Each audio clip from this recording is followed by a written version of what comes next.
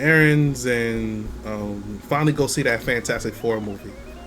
I have not seen it. I will be seeing it tomorrow morning. So that's why I don't have an opinion on it. That's why I don't have an opinion on it yet. People have been asking me like, "Yo, what you think?" Like, but people know I'm like a comic book head. People know that I go back and read comics a lot of times before movies. So a lot of times a movie about to come out or a show about to come out, and I go back and read the comic before the show comes out. So people always ask me, "Hey, what do you think about the show? What do you think about the show? What do you think about the movie? How does this compare to the comic?"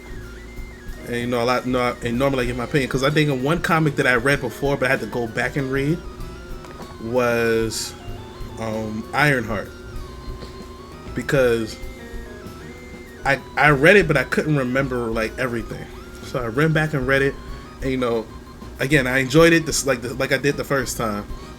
And then what happened was I watched the show, and I was kind of like, the show is good, but it was totally different from the comic.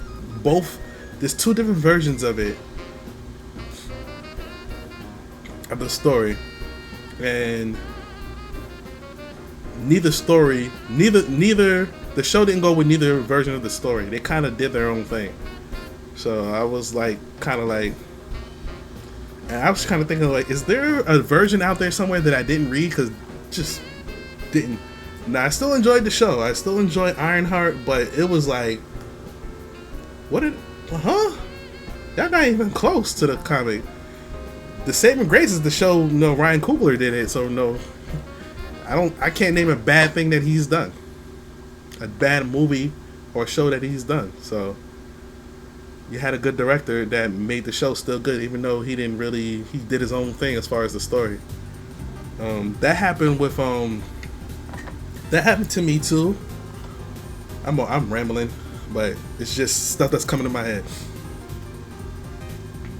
That happened to me too with Kamala Khan, with Miss Marvel. Like, I read the comic, and when the show came out, I'm like, I don't know what the fuck y'all doing. And then come to find out there was a second version of the story. Like, they did a refresh of the story, and that's the one that they did. Because when I went to find that comic, it was they went by the comics. So I was like, oh, okay. So like a lot of times now as a comic book fan, what has to happen with me is like, okay, they're doing a movie or a show. Which version of the comic are they going with? So, like with Black Panther, I think they with Black Panther they mixed like 3 different versions of the Black Panther in that one movie, because certain things that happened in one version didn't happen in another version. So like, I was like, when I was watching the movie, I was like, that happened, but that was like in version 3. And then this happened, but that was in version 4. Like, they kind of mismatched it because they took the pieces that were the most interesting and put them together, and Ryan Coogler put them together really well. It was just that the fact that I was like, hey, this all wasn't in the same version, but I see that you pieced stuff from this version and that version and made it a flowing story. Because I think the version that they did in Black Panther was like the 3rd version of Black Panther that they did, like version 3 or version. It's like like I said, they mixed it all up, but like the overarching story was like version 3, which I think they mostly went with 2 black men wrote the story for Black Panther. It was one called Christopher Priest and one Reginald Hudlin. Now Reginald Hudlin, you may know, he did the House Party movie, and he did and he was the director for the Boondocks for a lot of that first season.